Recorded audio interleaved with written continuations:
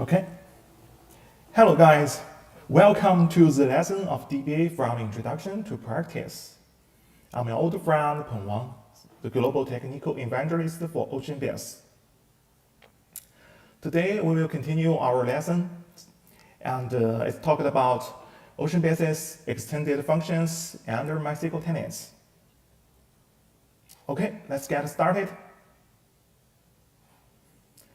In this section, I will focus on introduce four relatively common and frequently used extension functions, including global index, recycle bin, table group, and sequence.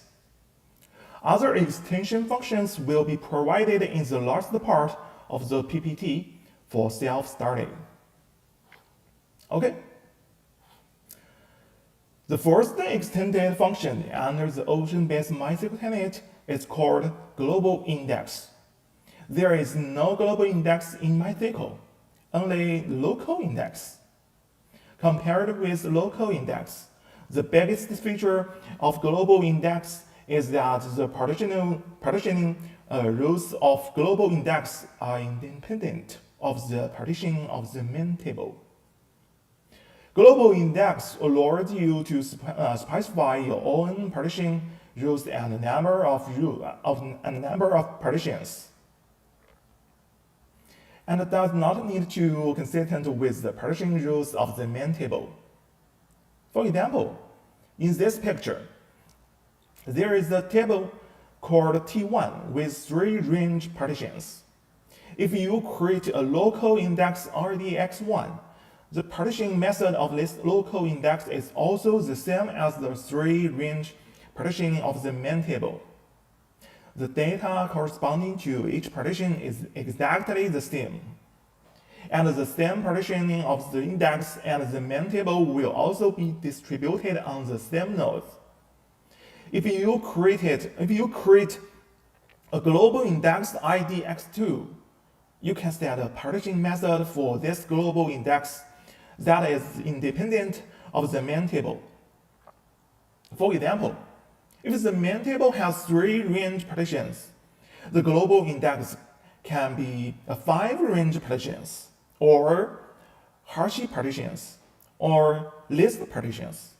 In this way, there is no specific relationship between the partitions of the main table and the global index. And the data distribution is also independent of each other.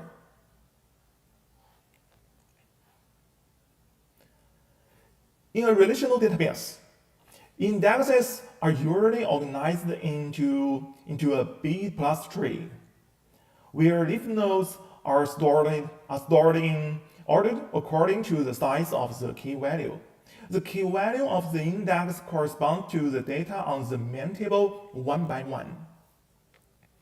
When the user specifies the index condition to access the data, the corresponding relationship on the B+ tree can be quickly searched to locate the location of the accessed data in the main table.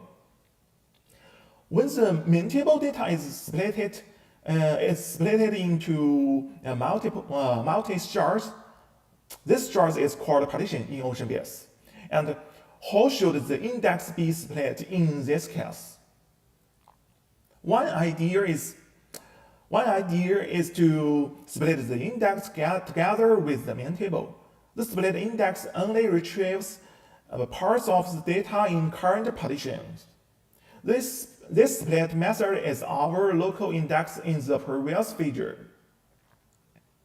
It's very simple to create such a local index in OceanBase.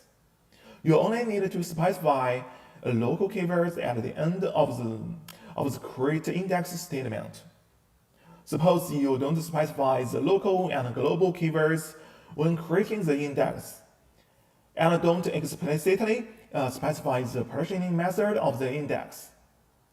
In that case, this local index is created by default. What are the disadvantages of such an index? The first disadvantage is that we must specify the partition key in the query. Otherwise, the database will not know which partition the data you need to retrieve is located in, and can only enumerate all partitions, make the query inefficient. Here we show an example.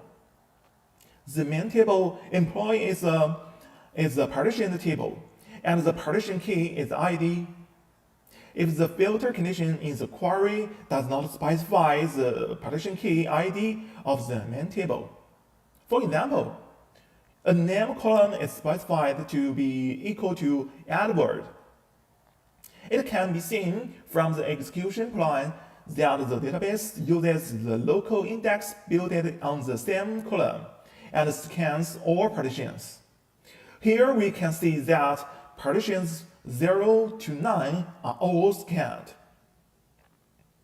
If a local index is used in this scenario, since the certain index key value _@, may exist on the local index corresponding to each partition, any index scan must be done on all partitions of the index.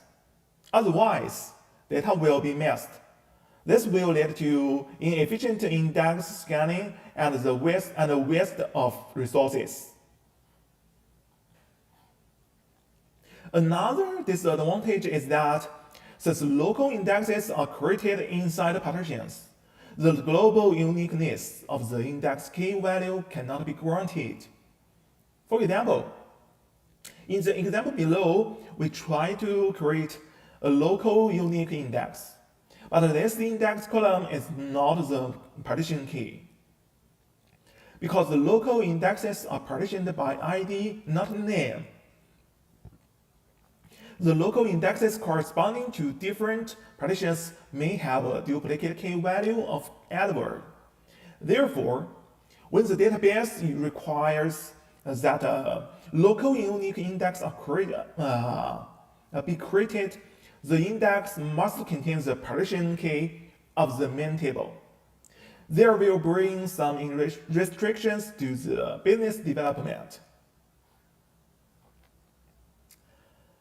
In order to solve those problems of the local indexes, OceanBase have introduced a new index form in MySQL mode, namely global index. The essential difference between it and the local index is the index structure of global index does not correspond one-to-one by the partition information of the main table, and the shared location information of their data is independent of each other. Just as shown on this page. At the same time, the same index key value of the key index of the global index may correspond to different primary table partitions. For example, in the index structure shown on the right, two identical index key value 1 and 1 correspond to data in two different primary table partitions. Therefore, when using the global index for data retrieval, we no longer need to include the primary partition key in the index. At the same time, since the index structure of the global index is independent of the primary table, the global uniqueness of the index key value can also be granted here. It's also very simple to create a global index. We only need to specify a global keyword of the syntax of creating an index. We can also specify the partitioning method of the index. If the partitioning method is not specified, the global index table is not partitioned by default.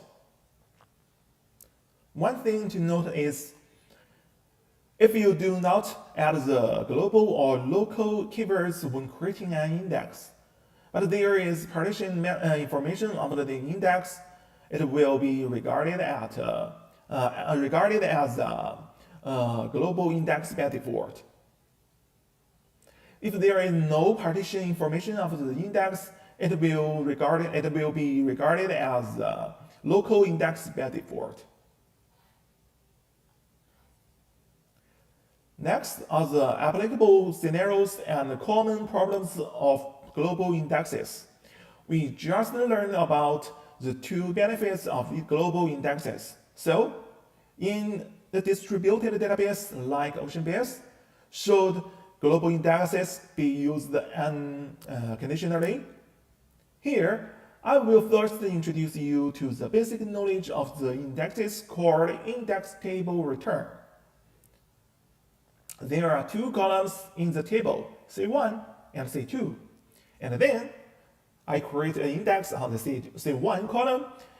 The SQL only selects C1, then it's enough to use the index table directly, and there is no need to scan the main table. Just like the following part of the PPT.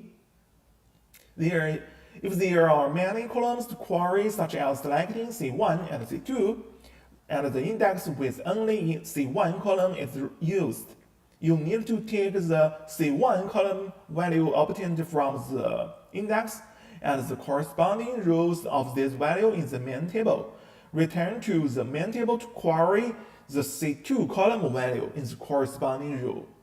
And finally, spell out the result side of C1 and C2, and there is called the index table return. The cost of index table return is very high. Generally, the performance of index table return is only 1/10 of that of direct full table scan. If the filtering condition has bad performance, but the index is still used, the cost of index table return can be ignored. Compared with the local index table retrieval, global index may access data access node when retrieval is performed, because the data distribution is different from the main table. In other words, global index table retrieval will increase the cost of additional network transmission compared to the local index table retrieval. So, global index does not perform better than local index in all cases. So, in which scenarios do we recommend using a global index? The first scenario is the main table is partitioned, but the index key does not contain the main table partition key. If a local index is used in this scenario, since a certain index key value may exist in the local index of all partitions, any index scan must be done on all partitions of the index. Otherwise, that will be missed. There will lead to low index scanning efficiency. For global indexes, you can specify your partitioning method for the indexed data, and the partition key of the index must be a subset of the index key. So, according to the filtering conditions, you will search for data in a specific partition without scanning all partitions. Therefore, the problem can be solved. The second scenario is if you need to ensure the index key meets the uniqueness constraint, and the index key does not contain the main table partition key.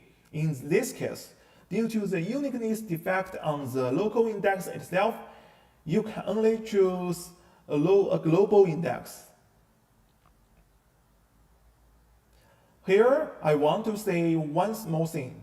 Many databases will add some restrictions on partition tables, such as requiring that the definition of primary keys and unique indexes must include all the partition key fields of the main table.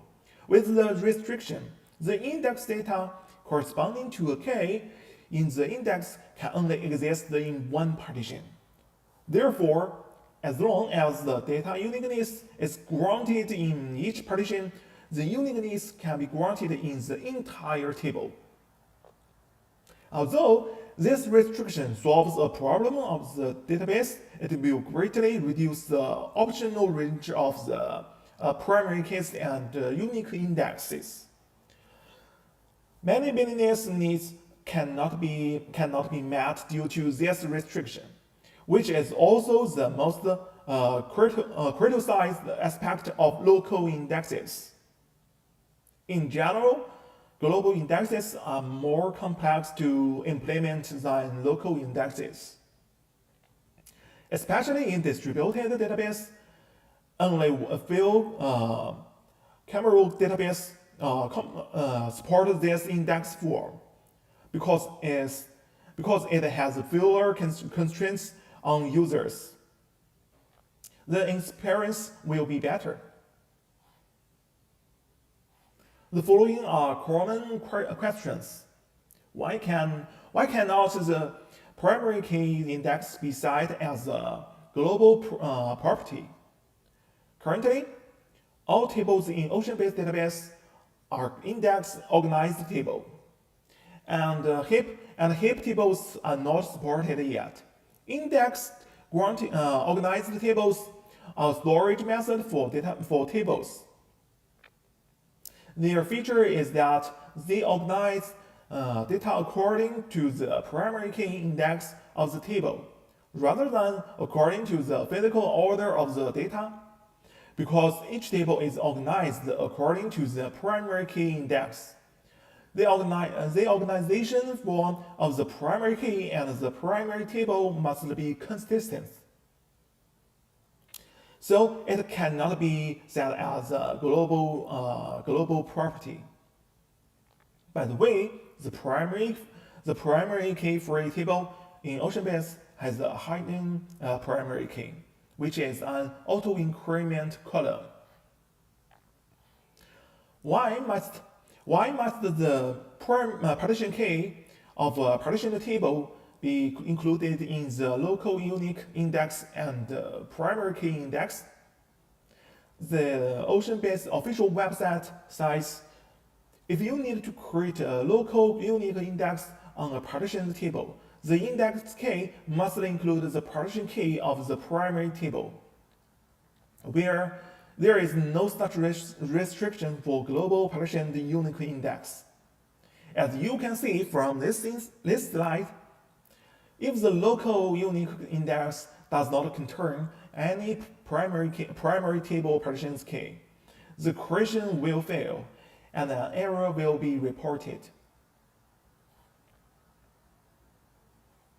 When introducing the global index, I mentioned that the uniqueness check for data in a unique index is performed only within a current partition.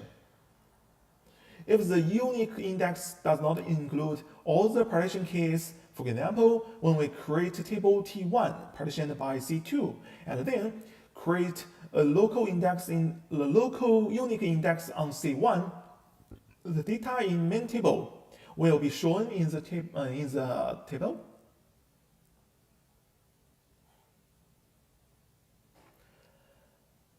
At this time, different partitions are divided according to different value of C2. The data of the first partition is C2 column is all 1, C1 column is 1, 2, 3. In this partition, C1 satisfies the uniqueness and the uniqueness check will succeed. The second partition is similar. This will result in all partitions succeed in the uniqueness check on C1. The database believes that C1 column has satisfied the uniqueness, but in fact the data in C1 column does not satisfy the uniqueness. There will be duplicate data between different partitions. The same is true for primary keys and unique indexes. Of course, whether it's OceanBase, MySQL, or even Oracle, local unique indexes come with inevitable requirements and limitations. However, if the unique index is marked with a global attribute, it will no longer use the same partitioning rules as the main table for partitioning. The partition key of the global unique index must be included in its index key. So there is no problem that the local unique index may fail in the uniqueness check. The second part of this lesson is recycle bin.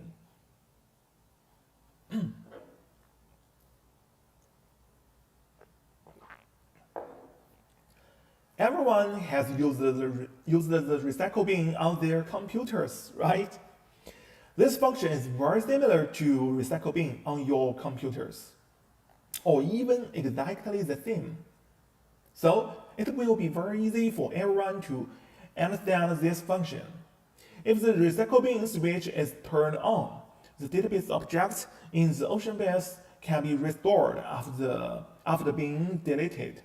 And you can also specify to empty a specific object in the recycle bin, or even you can directly empty the entire recycle bin. In OceanBase, objects that support entering the recycle bin include libraries, tables, indexes, and tenants. After the database object is placed in the recycle bin, it will still occupy physical space because it's not actually deleted, but only marked for deletion. The reason why the recycle bin feature is introduced in the tenant of OceanBase MySQL mode is because _DBA strongly requested. The behavior is based on the behavior of the recycle bin in Oracle. The purpose is to quickly restore the accidentally deleted database objects when the DBA makes an error operation. One more point is to mention is that the recycle bin has come to the rescue of DBAs more than once, especially when DBA made some error operations. Here is the brief introduction to the syntax of the recycle bin. There is a session-level system variable called recycle bin. It's off by default. OceanBase also supports citing the regular cleanup period of the recycle bin through a cluster-level parameter called recycle bin object expire time. The default is 0. Which means no automatic cleanup.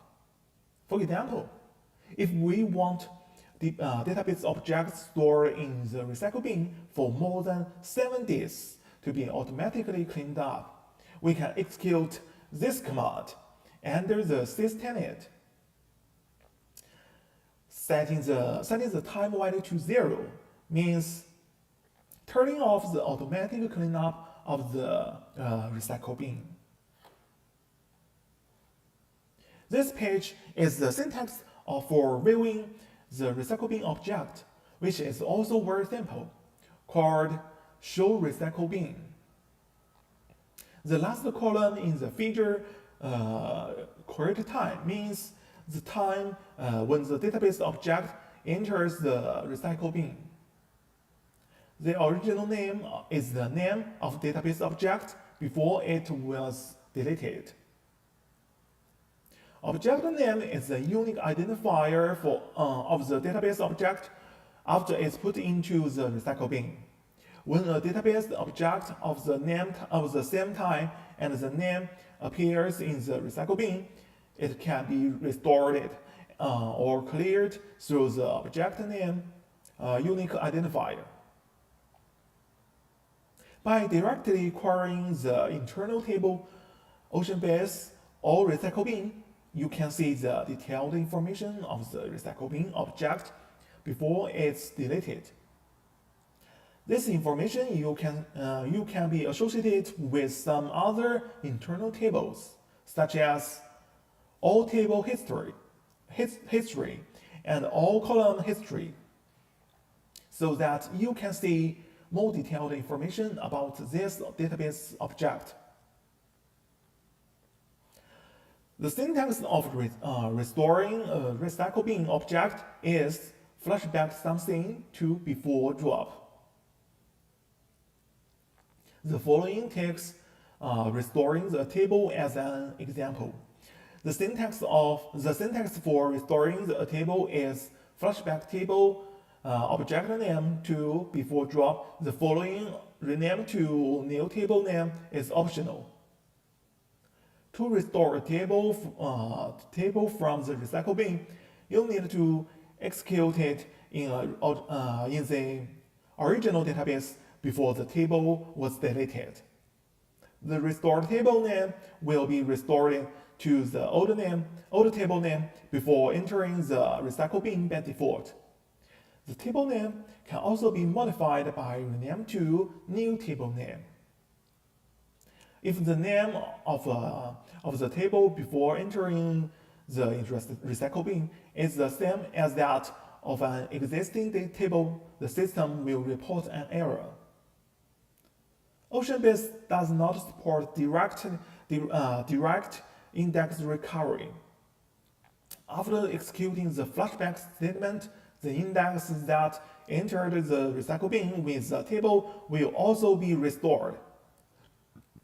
As you can see in the previous slide, this recycle bin has three objects.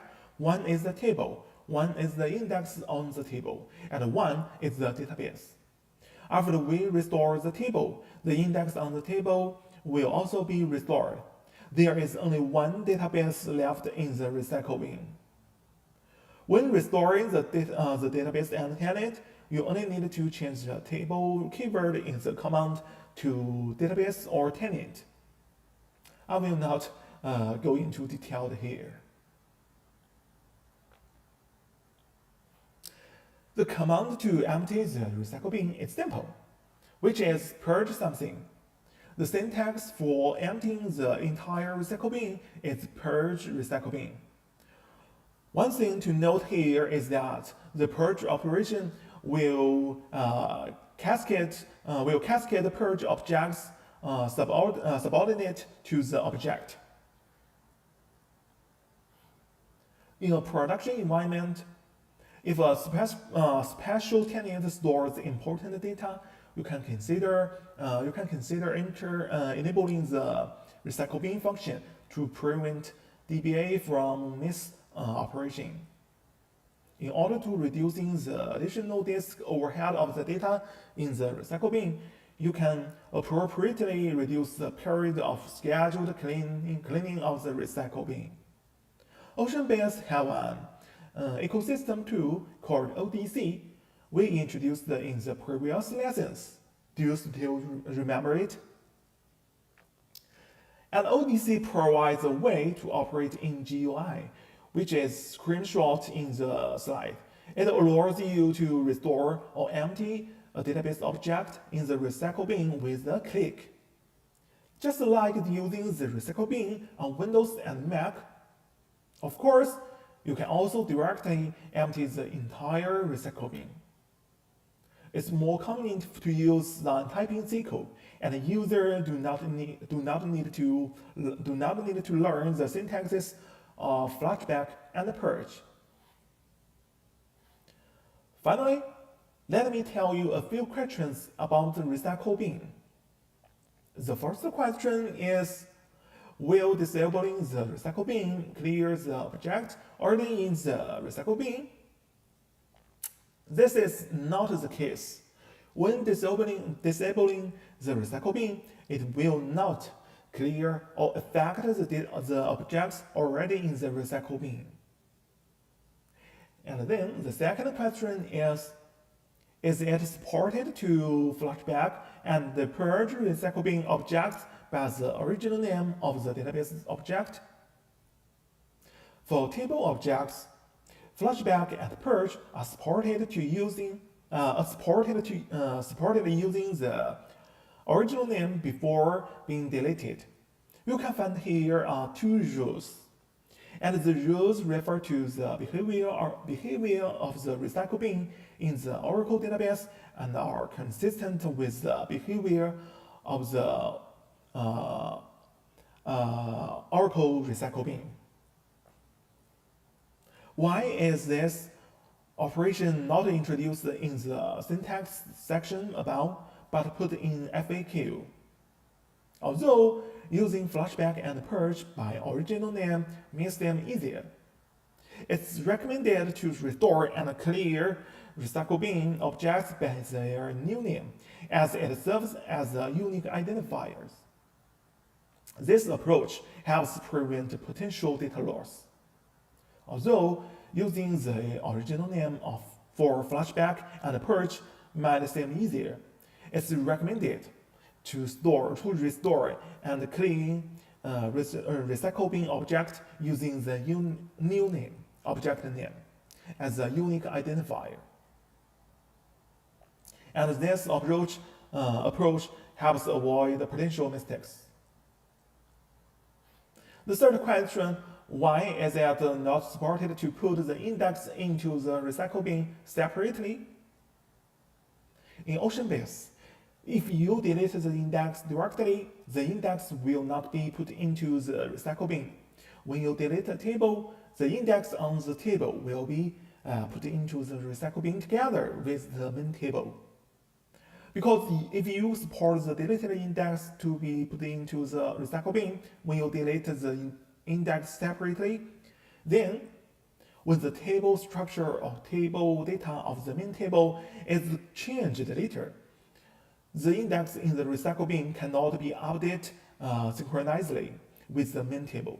So there will be a problem of inconsistency between the index in the recycle bin and the main table data that has not been deleted.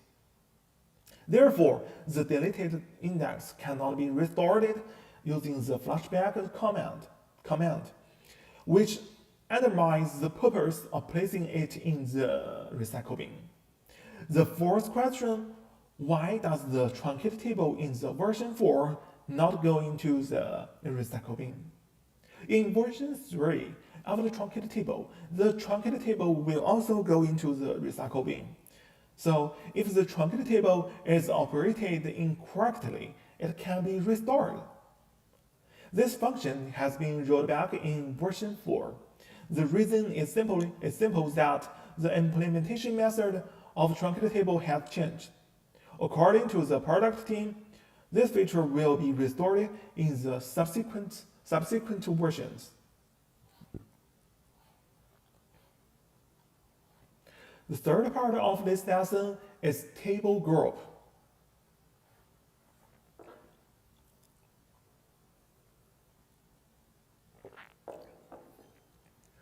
The next extended function I want to introduce to you is called table group. Because OceanBase is a distributed database, there may be a requirement to control the physical distribution of a group of tables, or to control the physical distribution on the same partitions between different tables. This requirement can be achieved through table group. In a distributed database, for load balancing, the system will automatically break up the tables and partitions as much as possible. Data in different tables may be distributed on different machines, and the data in different partitions on the same table may also be distributed on different machines. So, why is there such a situation where the physical distribution of tables and partitions needs to be manually controlled? There are two main reasons. The first is that when the partition definition of two partition tables are the same, the corresponding partitions in the two tables may be on different nodes.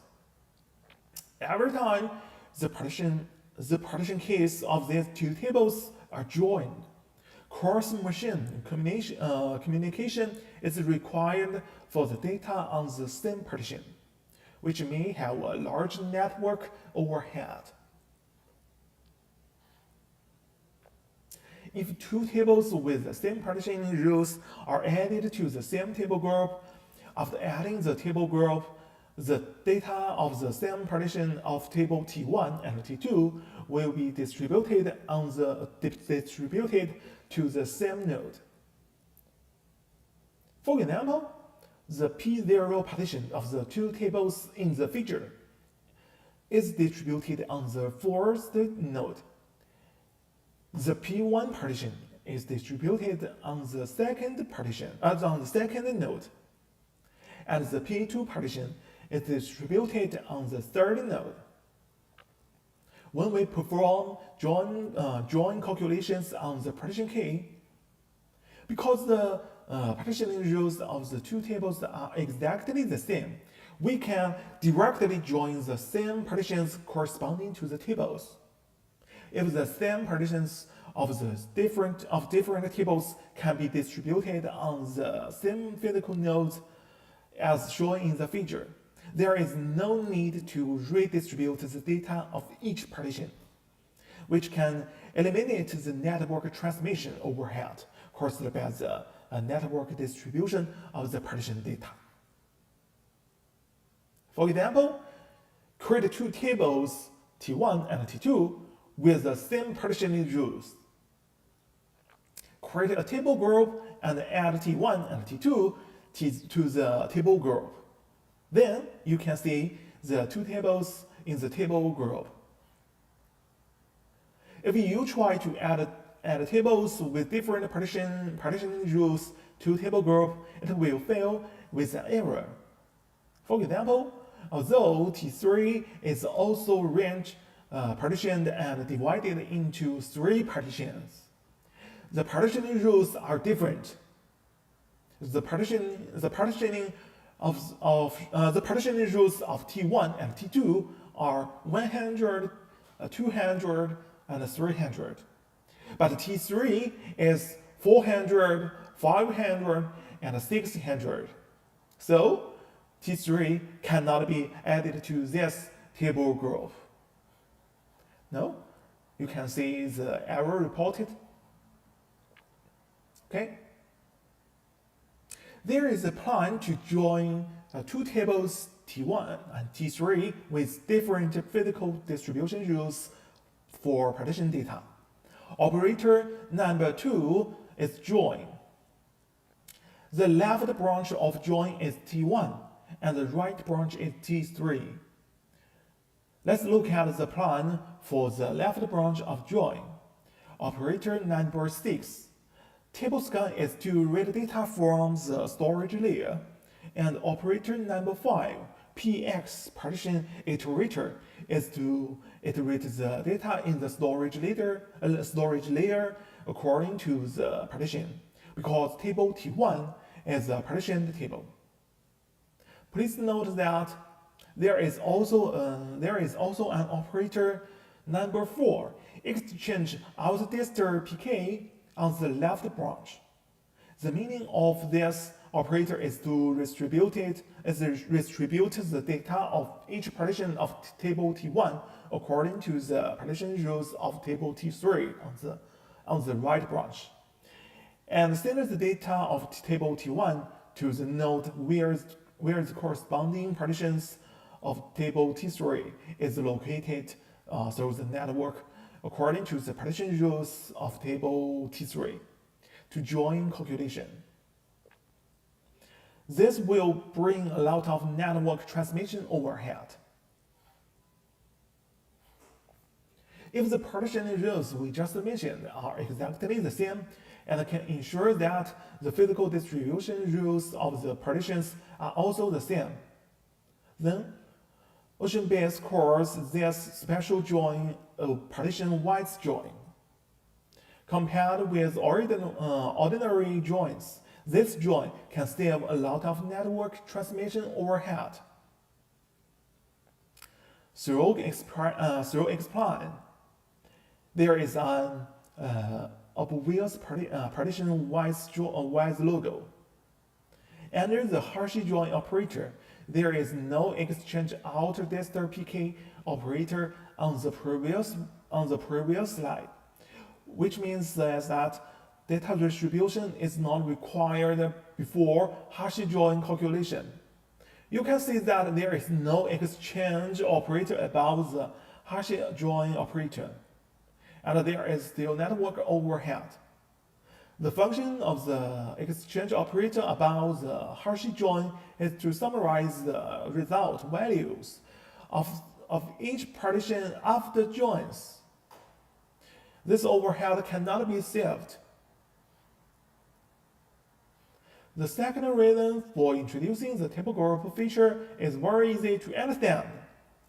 If the tables often appears in the same transaction and cannot be distributed on the same node, distributed transaction will occur, which may affect transaction performance. If their physical distribution method is adjusted through table group, distributed transaction will be specified into single machine transactions, which can improve transaction execution efficiency.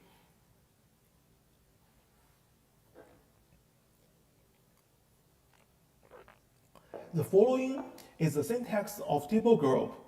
No need to introduce the syntax.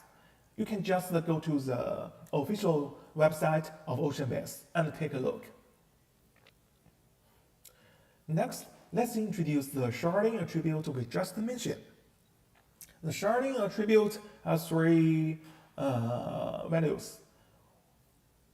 One is 9, and the other two are not 9. When it's 9, it means that this table group does not limit the partition type of the table. This attribute can be used to make tables that often appeared in the same transaction distributed on the same node. In order to simplify distributed transactions into single machine transactions, when it's not 9, it means that the table group requires the partition method of all tables to be consistent. In order to turn ordinary joins into more efficient partition-wise joins. As mentioned earlier, if the sharding attribute is not 9, there are two other values. One is partition, and the other is adaptive. Let's first look at partition. Scatter by first level partition.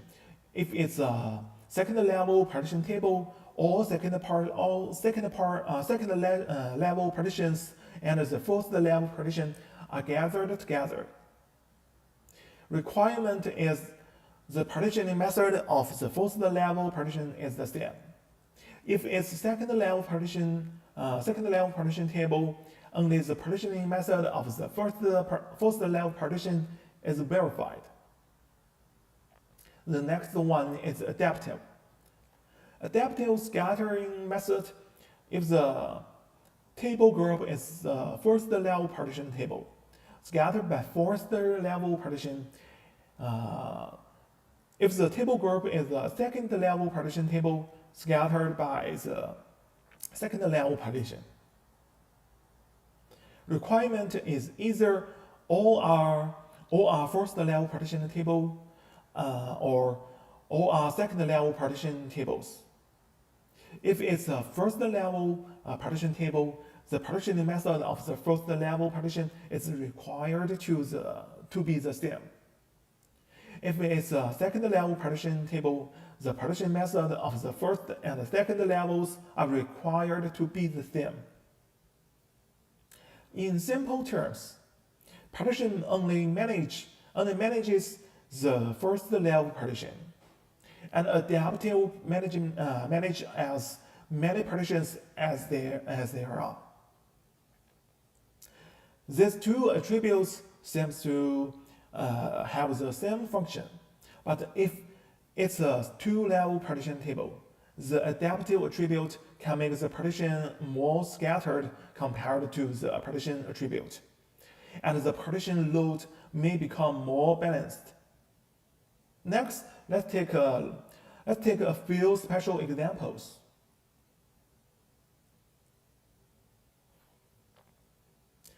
Partition group is a physical concept. You can simply understand that if a batch of tables of partition are in the same partition group, their data is distributed on the same machine. Let's create a table group, set the sharding attribute to none, and then create 3 tables. One is non-partition table, and one is first level partition table, and one is second level partition table. When creating these 3 tables, specify that the table is in the table group TG1. And then, all partitions of these 3 tables will be placed in the same partition group. That is, all partitions are on the same physical node. If these 3 tables often appear in the same transaction, this transaction must be a single machine transaction, not a distributed transaction. There is a new syntax here, which I didn't introduce to you just now. When creating a table, you can implicitly specify which table group the table belongs to. This syntax can also reflect a limitation from the side. That is, a table can only belong to one table group and cannot belong to multiple table groups at the same time.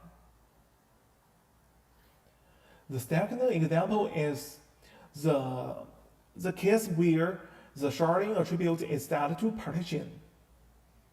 This attribute requires that all tables have the same primary partitioning method, and the partitions with the same primary partition attribute will be aggregated into a partition group.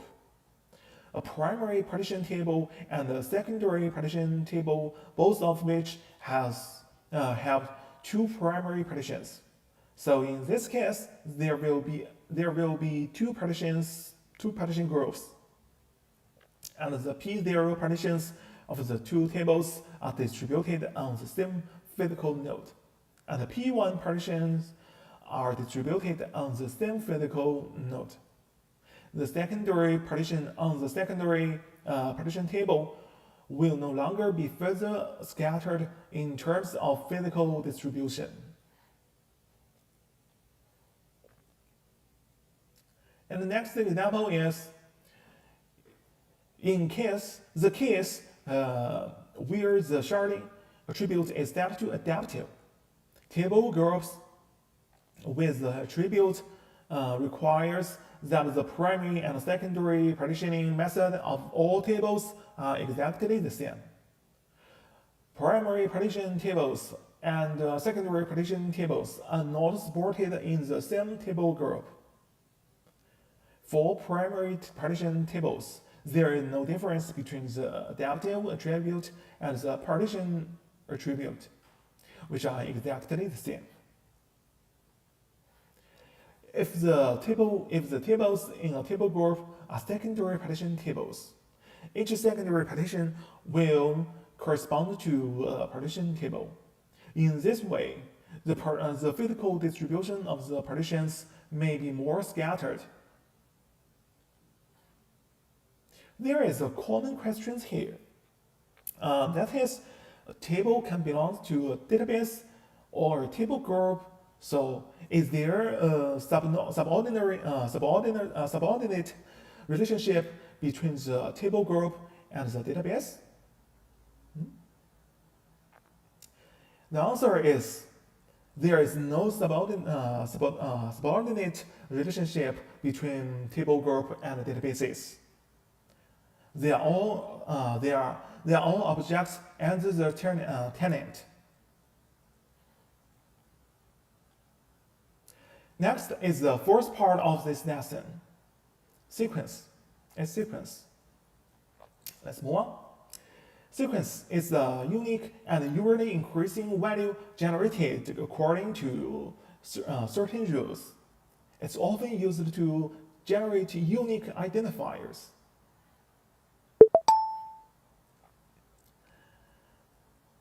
Since sequence is a feature supported by DB2 and Oracle, some OceanBase users whose business was initially running on DB2 and Oracle, they are planning to migrate data to OceanBase MySQL mode in the future, and need to move from DB2 and Oracle to OceanBase MySQL Tenants.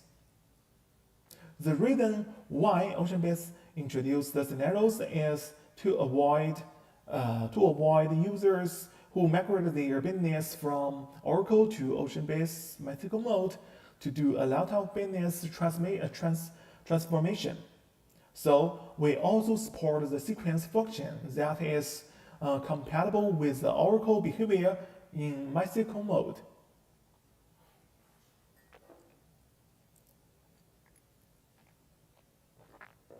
The syntax of sequence is compatible with Oracle.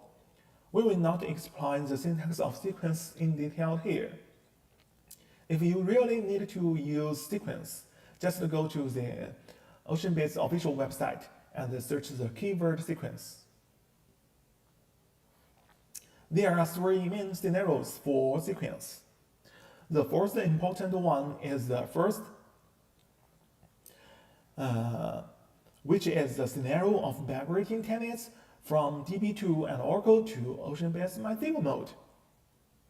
Because the usage scenario of this function is relatively special, the sequence function will be explained a little faster than the previous extension functions. There is a function called 𝗤𝘅𝗧𝘂𝘁𝗀 in MySQL, which has many characteristics with sequence. The other two reasons for using sequence are related to the auto-increment column in MySQL. Auto-increment columns have two characteristics. One is that it's strongly bound to the table, because after all, the auto-increment column is a column and cannot be separated from the table. The other is that the auto-increment column does not have the ability to generate serial numbers cyclically, and these two characteristics of the auto-increment column may not meet the usage requirements of some business. A sequence is not tied to a specific table and can be created and used independently. Additionally, sequence support cyclic functionality with a cycle option. The following are some common questions about sequence. The first question is, what are the similarity and the difference between the sequence and auto-increment column? The similarities are very simple.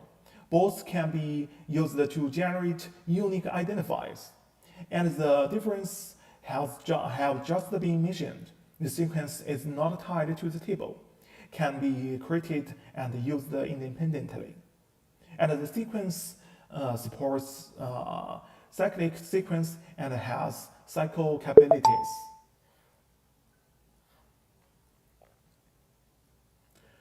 Let's take this opportunity to use an example to see how to use auto-increment columns and sequence.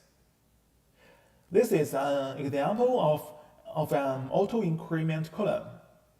The table has two columns, an auto-incrementing ID column and a name column. When I insert data, I only need to insert data into the name column. The auto-increment column will automatically generate globally unique data.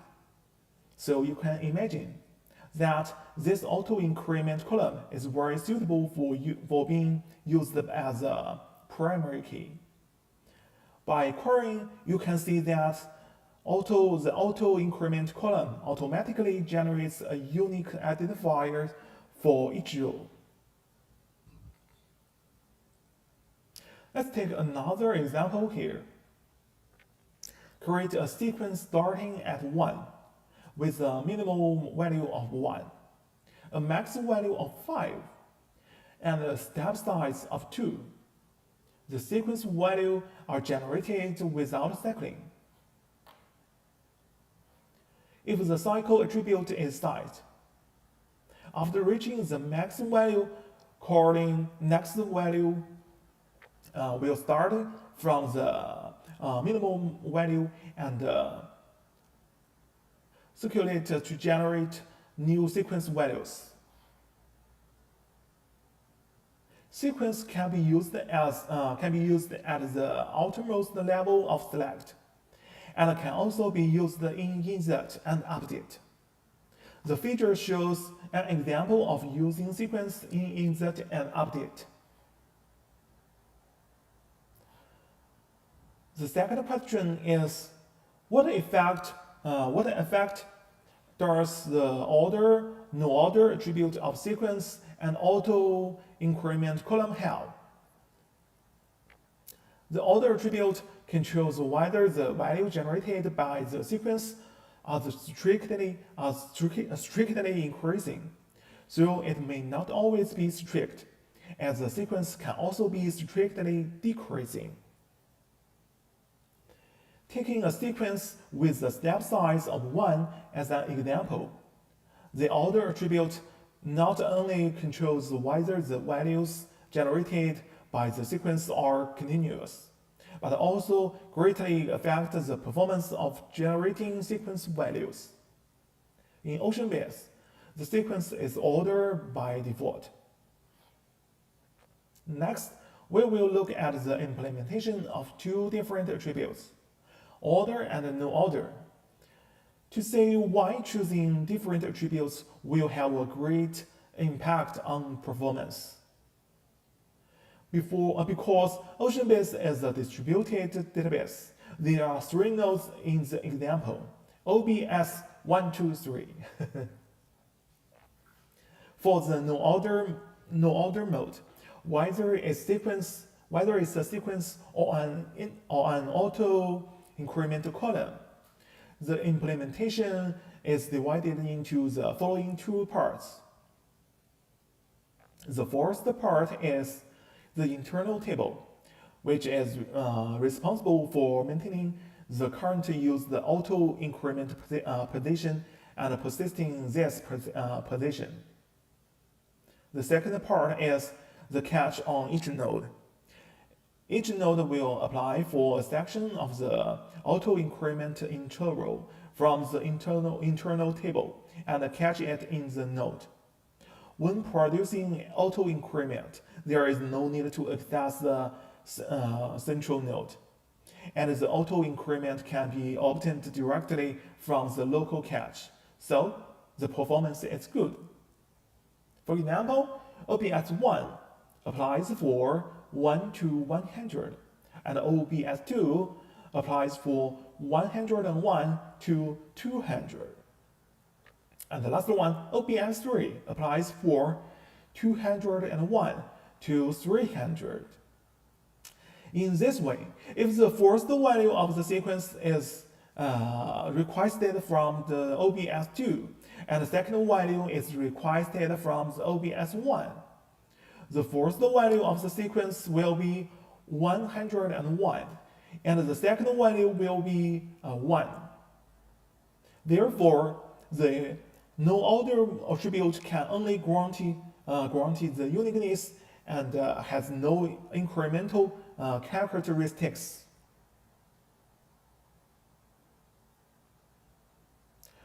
For the order mode, the leader of the current cluster will be selected from all OB server nodes. As the leader of the auto increment column service, which will result in a central node. Only the leader central node can apply a batch of auto-increment catches from the internal table, and other OB server nodes need to apply for auto-increment to the central node by sending RPC requests. If you want to avoid the problem of auto-increment jump cost by applying for auto-increment on different nodes in the distributed scenario mentioned in the no-order mode, you need to adjust this attribute to order. For global increment, both OBS1 and OBS3 must send RPC request to OBS2. The central node providing the auto-increment service. Each time they request a new sequence, they will only receive one value from the cache. To ensure a global increment, performance will be impacted. Now here, please note, there is another difference between sequences and auto-increment columns. When creating a sequence, the default attribute is no order. However, when creating an auto-increment column, the default attribute is order.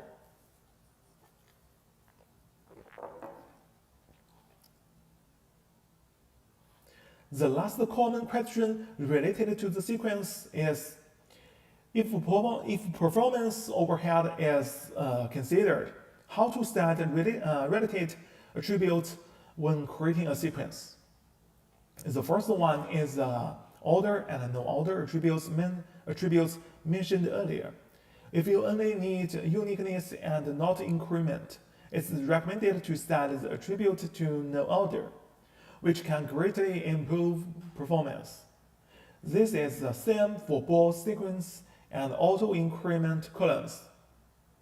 The second one is that the sequence also has a catch attribute, which can be used to specify the number of auto-increment values catched in each OB server memory.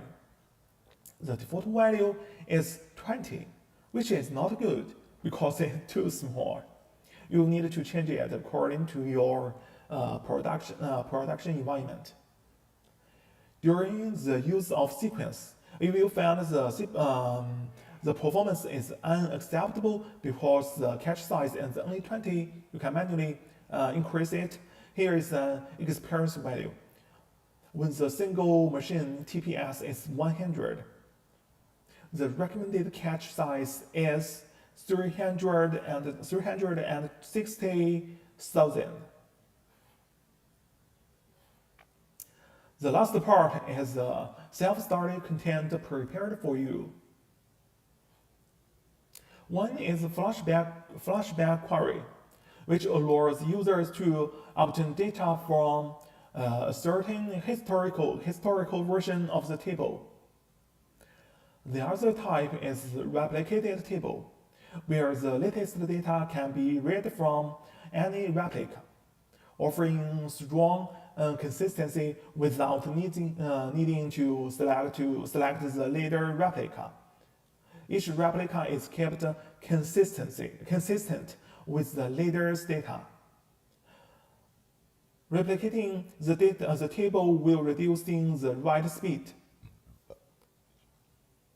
but it's more friendly to read operation and is suitable for scenarios with more readings and less writing. Okay, if you have any questions, now is the perfect time to ask. Let me check the QA channels.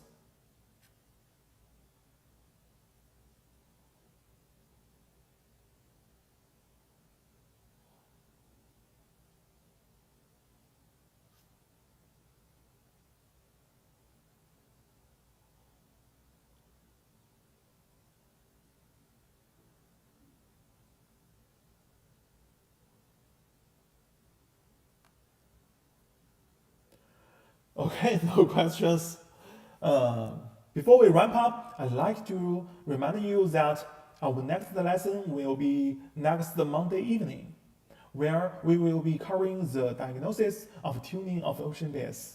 We look forward to seeing you then.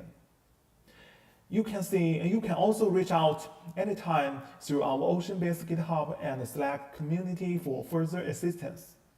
We are always here to help. We will sharing how you can access the course materials and today's presentation slides in the comment section of this video. All the resources are free. Don't forget to subscribe to our OceanBase YouTube channel and join our community to stay up to date and get involved with us. See you guys. Bye-bye.